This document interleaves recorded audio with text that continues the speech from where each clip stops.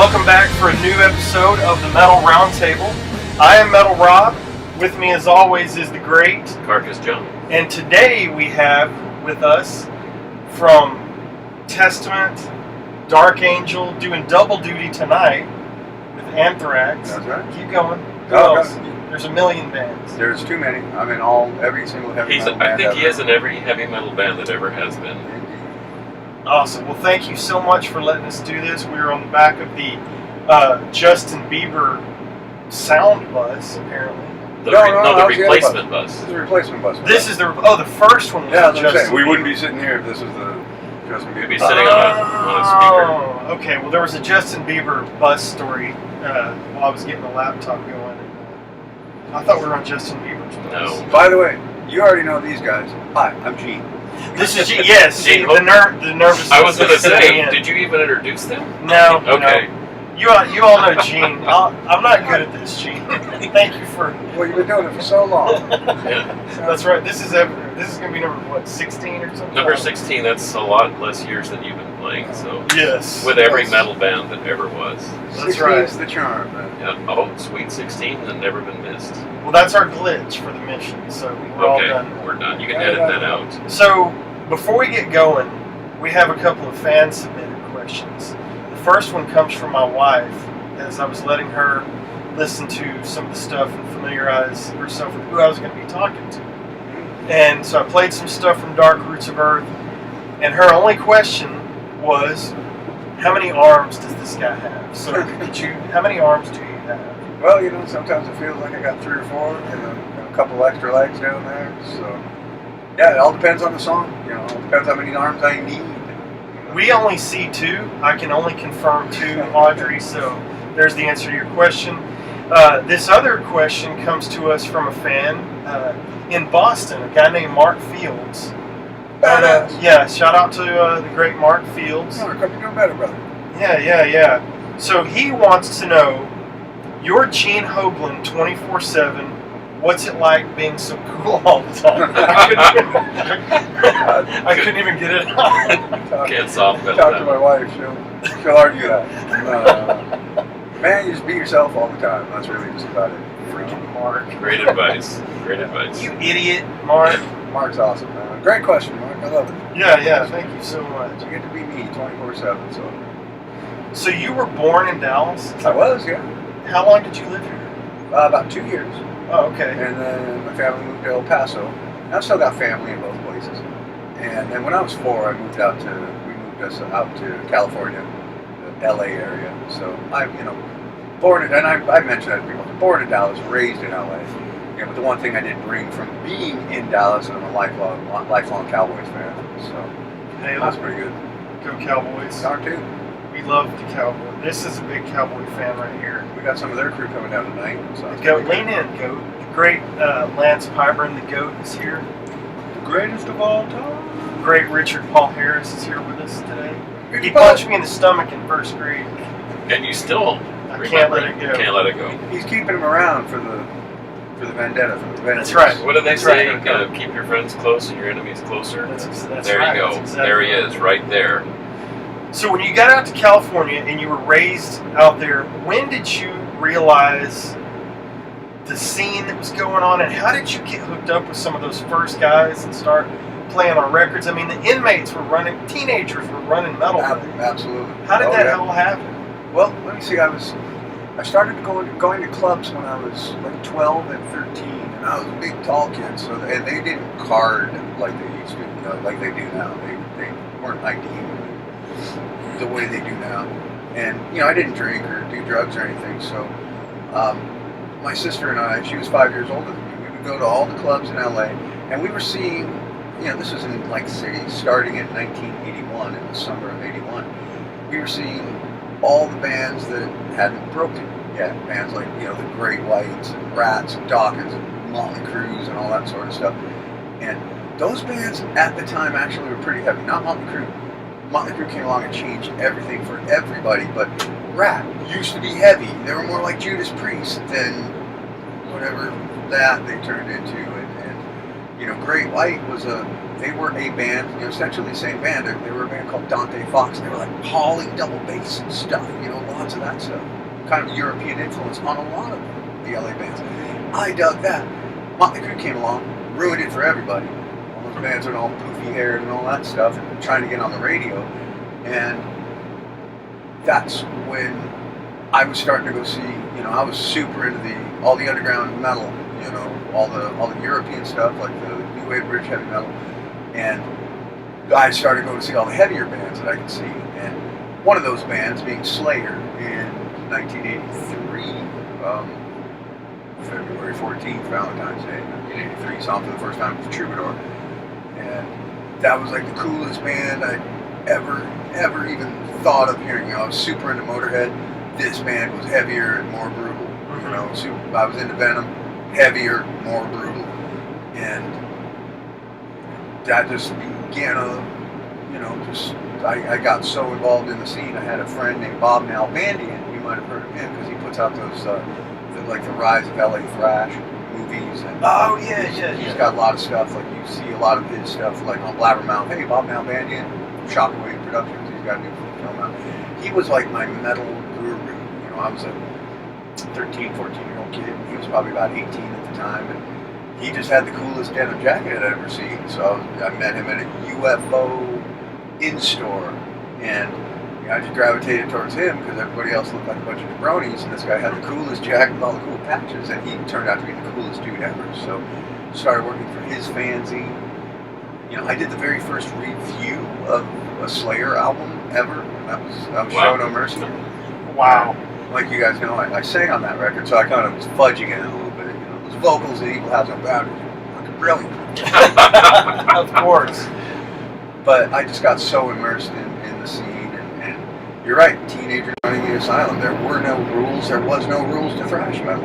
I was going to see Metallica and playing the clubs, playing the tiny clubs, and Slayer playing the clubs, and Dark Angel playing the clubs. I was going to see Dark Angel before I was ever in them. And that just led to like my first tour being in 1984 was with Slayer. It was their very first tour, the Haunting the West Coast tour. And we're playing with kick-ass bands like Exodus and Ruthie's, Exodus and Possessed at Ruthie's, the world famous Ruthie's, legendary Ruthie's in Berkeley, California. And then there's Metal Church opened the shows in like the Washington area, and nobody had albums out except for Slayer, and they only had Show No Mercy. So I started my touring life, 34 years ago, and never stopped. So God, that's crazy. So, as far as drumming, I mean, you're obviously a prolific drummer. You have been on a million things. When I started reading the Wikipedia page, I mean, I knew about Testament, I knew about Dark Angel, I knew about some of the projects that you've done, but man, you were connected with Unearth and all these different projects. When did you figure out that you had something going, talent-wise? Man, I could play this. And when did you realize that you were pretty damn good at playing the drums? When I was probably 13 or 14. I got my first kit at 13, but I had been air drumming like a fiend for years, and I seriously recommend air drumming to anybody that wants to learn how to play drums. Give me a second here, gentlemen.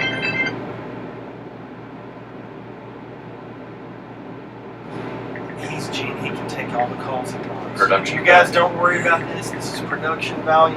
Yeah, It's all good. actually taking care of business, making sure I called the company that I was supposed to call. Why don't you just go ahead and give everybody your number? Yeah, my number is 555 fuck off. Here we go.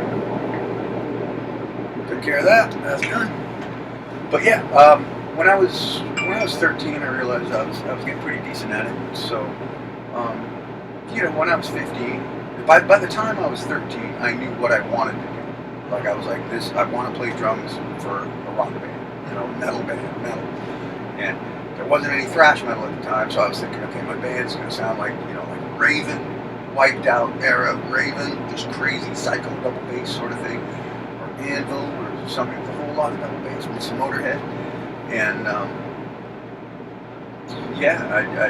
my dream was to do exactly what I'm doing now. So I'm the absolute poster child for living your dream, what this is exactly where I wanted to be, exactly what I wanted to do.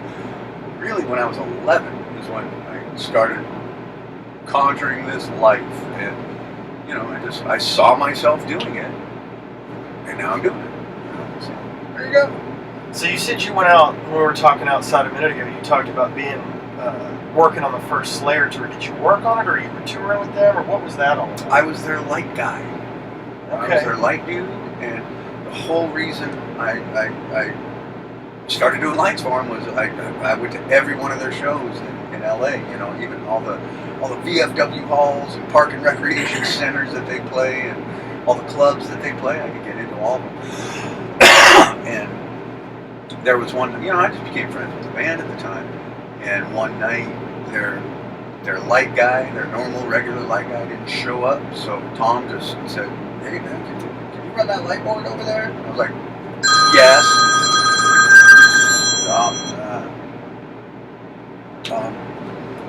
And I was like, "Yeah." And it was like a little eight button board. There was nothing to it, but I was like, "Yeah, go yeah." The next show, same thing. The light guy didn't show up. You want to do it? Yeah, sure. And it just got to the point where I would just get to the club, go right to the light board, Slayer goes on, they're doing their lights. I felt so important. Like, there's 8 par cans, nothing lights up there, but I'm like, I'm the 5th member. I'm totally making the night what I'm doing. And then, they hit the road, and Tom said, we want to take you on the road with us. Tom actually had to come meet with my folks. I forgot this even happened. Johnny, Tom's brother, reminded me that, yeah, Tom had to go to your place, meet your peeps. And they were like, yeah, I'll take him. I didn't do drugs or boozing or anything like that, so my folks were like, we're not worried about him. And we know you guys are sweet dudes, so take our boy and take him on the road. So I did lights for him, and I was also Dave's drum tutor. I've heard that. That's after, during the tour sometime, David asked me, like, after this tour, would you stick around and just, continue to be my tutor? And I was like, well, that's cool and all, but I want what you have. You got a band, you got a kick-ass band. I want to get myself in a kick-ass band. He's like, oh, that's cool, I get it. So you go out on the first Slayer tour, you've learned to play drums, and Dave Lombardo is saying, hey, can you hang out and tutor me on drums? Yeah, because I taught him on... That's crazy. I gave him all my secrets on double bass. Which, okay. That was like... I remember I went over to Tom's place, and that's where their rehearsal... rehearsing Tom's garage there. And Dave recorded Show No Mercy with a single kick. But however, a couple of months before that, he hauled out a double kick for a show. I was like, yeah, he's got a double kick going. And then he went back to the single kick for the album. And a couple months after that, I head over to Tom's place, and I hear Dave messing around. So he's got a double bass. I can hear him in there doing that. I walked in, I was like, dude, you got your double bass back up. Cool. And he was like, yeah, but I'm not getting it. There's just, just not my left foot. Like, I'm not picking this up.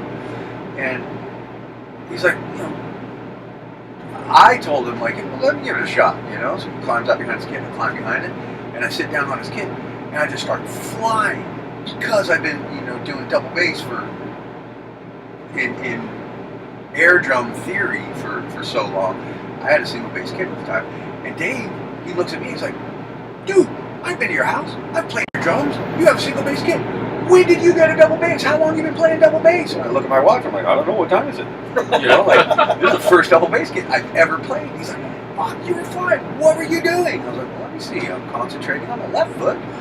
I start telling him all the stuff. I'm like making sure that, this hand is landing with that foot or whatever needs to be landing when I'm doing the hauling stuff. It's like I'm just kind of making sure everything's lining up. He's like, okay, yeah. And so I just kept giving him all these tips all the time that I would have. And yeah, Dave Lombardo's kit was the first double bass kit I ever played, but I was really good at it. So wow. Told him what to do, and he's like, okay, I'm getting it. That's awesome, man. That's a great story. I don't even know what to ask now. No, I don't either. Well, Did you play? I've got Did a you play with? million of those. Did you play with Caden in Phantasm? I did, yeah. Is that you? Yeah, man, absolutely. Yeah, I broke that thing out the other day, and I thought I remember seeing your name on the back, but That was a great record. That was really, really good. Yeah, we that did was like 2 rehearsals and then went and recorded it. And then the next day I left on tour with Dark Angel for my first like serious U.S. tour, like super long one. that's a super metalhead. That guy Caden from Absolutely. Hyrax. Yeah, he seems like a good dude. It'd be So you cool. really have played in every metal band ever. Actually, Holy cow. before I had met that guy Bob Nalbandian I was talking about, Caden was the very, very first all metal guy that I met. You know, the first like, wow, finally I met somebody that's into the stuff I'm into. So Caden was my very first ever metal buddy, and I was like 12. Yeah. Like that. Well, and he tore down. I mean, not to bring in the race card, but he obviously broke through that whole idea that it's just a white thing because That never existed for Yeah. for LA. Like Caden up there singing with High Rise, that's just like that's Caden. You he's know? just a Right. singer. Yeah. Yeah, he's just a guy singing, and what was cool, since there were no rules back then, Caden has a very distinct voice, and it's kind of a love it or hate it. I dug Caden's voice. I liked what he did, and band is just like fucking psycho thrashing behind him, and Caden's right there singing, more like Sam Cooke than, Kronos or something. Almost. Yeah. And, I thought Caden's voice was killer, Certainly fits the music. Still does. Yeah, They're still out there touring. Yeah, absolutely. Great band. Well, we love talking about the history of this stuff. I couldn't wait to dig into the history. So you've learned to play drums. You've been out with Slayer. Lead us up to you recording your first studio record. What was that? How did that? My first studio record was Darkness Descends, and I quit. Why did I ever try to do anything in music?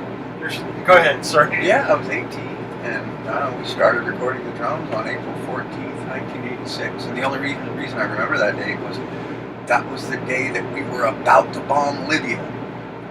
Like I remember something happened where we were sending fighter jets over and we were going to bomb Libya that day. I was like, cool, we're recording this, here's the apocalypse, and we're recording the soundtrack to the apocalypse. We'll get this thing out before the Oh world gosh, ends. that And so was. that was pretty good. The Slaves took the title, but that's all right. But yeah, I was 18. I did the drums in 2 days. I remember I recorded all the songs but one the first day. And the second day was I recorded Black Prophecies. And I remember that was the third time I'd ever played Black Prophecies because we only finished writing it 2 days before, which was the day before we went to the studio. We rehearsed it 2 times at rehearsal, went in and tracked the rest of the record. The next day after that, tracked Black Prophecies. And my part was done. We recorded that album in 2 weeks, finished mixing it on May 3rd, 1986, and then it came out in November. So, Wow. yeah, man. Who produced and recorded all that? That was Was that Bill Matoyer? no, that was Randy Burns. Randy Burns. Bill Matoyer had done We Have a Ride, which was the band's first album, and then we ended up getting Randy Burns. I think we probably got him off the strength of. I think it was suggested to us by Combat because he was becoming Combat's kind of main house guy there, and he had just done. He had done 7 Churches. Was that 7 Churches a year before? And he had just finished Peace Cells. So, an ironic side note is my drum kit that I use it's not my kit, but the kit that I used on Darkness Descends was the same one from Peace Cells. And I'm like, wow, it shows you how drummers make, just like a guitarist, you make your guitar tone, you put one guitar in one guy's hand, you put that same guitar in another guy's hand, it's going to have a totally different tone. And my playing and Gar's playing, we're using the same kit, but the drums don't sound anything alike. So there you go. The trivia that we're getting out of this. Man, this is Like pretty I said, I amazing. got a Fantastic. million years of it. Man, what questions have you got? Well, no, I was just going to say, I mean, that Phantasm thing with Caden wasn't that Ron McGovney too? Was the original bass That's right, player yeah. from Metallica, which That's not right. a whole lot of people know that. Yeah, man. But yeah, what a great record, and what a kind of a lost treasure that came out. Didn't Caden put that out? Deep Six Records, I don't know, 8 or 10 years ago? I would imagine it was probably a little longer than that, but I'm glad it finally made it out to on CD. You know? I dig that Phantasm. Yeah, it's really ripping. well. Yeah. It's a throwback to the savage approach to thrash. Yeah, man. And see, I mean, I got my start in metal through the punk side, Sure. and so that's what I loved about the thrash scene is it was more relentless, Yeah, so sure. to speak, than just say heavy metal. Yeah, man. So Well, I'm similar, you know, like I loved all the 77 era punk, you know, and then getting into bands like severe underground bands like Neos from Canada, don't know if you heard of them, Rudimentary P9 from England, and Fear, of course, you know, just absolute legends. I mean, that was like metal, but punk at the time to me, so anything that was just heavy and relentless and like great guitar sound. Battalion of Saints, their Fighting Boys EP, all classic, like metal, metallic punk. So, not pretty good. That's killer. So, we are all record collectors and music collectors. We've got big record and CD collections. Do you keep stuff like that? Mm-hmm. Is that you don't have much of anything like that? I don't have much of a collection of myself. I don't have many of my own records. Really? You know, my sister has a shit ton of my stuff. You know, she was collecting my stuff, so if I ever needed to break something out of a catalog, I would call her up and say, hey, do we have this disc? And she's like, yeah, I got it. So I didn't need to collect it, she had it. Right. But I'm not a big, huge, sentimental, you know, I don't collect the tour posters from, you know, like every once in a while they'll hand us a big vat of posters from this killer gig we just played. And I'm like, I'll never put that up, so. I'll send you my address. Yeah, we can distribute that out for you.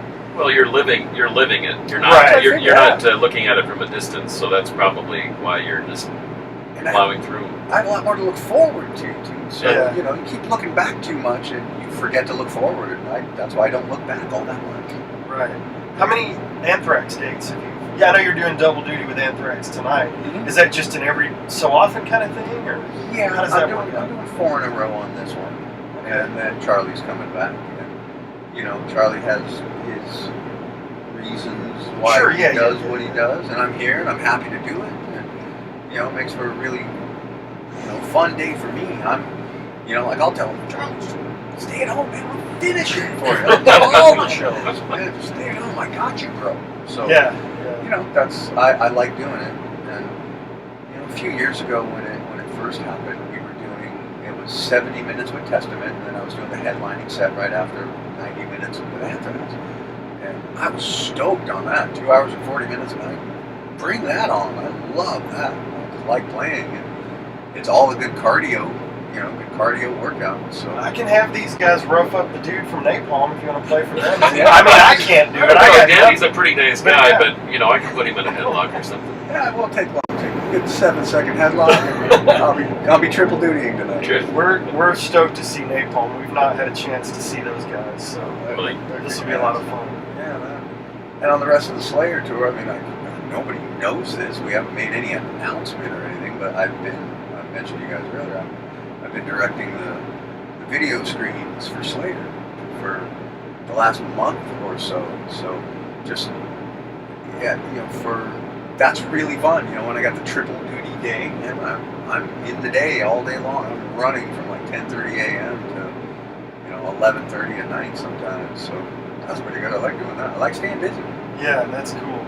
Well, man, have you got anything else before we Man, wrap it up? I think that it speaks for himself, and I don't need to add anything to that. Yeah. Well, Gene, thank you so much for meeting Right on, with us. dude. Thank you so much for letting us come and hang out in your personal space. We appreciate it very much. Mark Fields, you're an idiot. But we Mark, still love you. We Mark. still love you. Dude. Not an actual idiot, but that's our greeting to one another. Thanks for the GOAT for hanging out. The great RPH2 for being a part of this. Yeah, man. As always, signing off until next time. Metal Metal will prevail. Will prevail.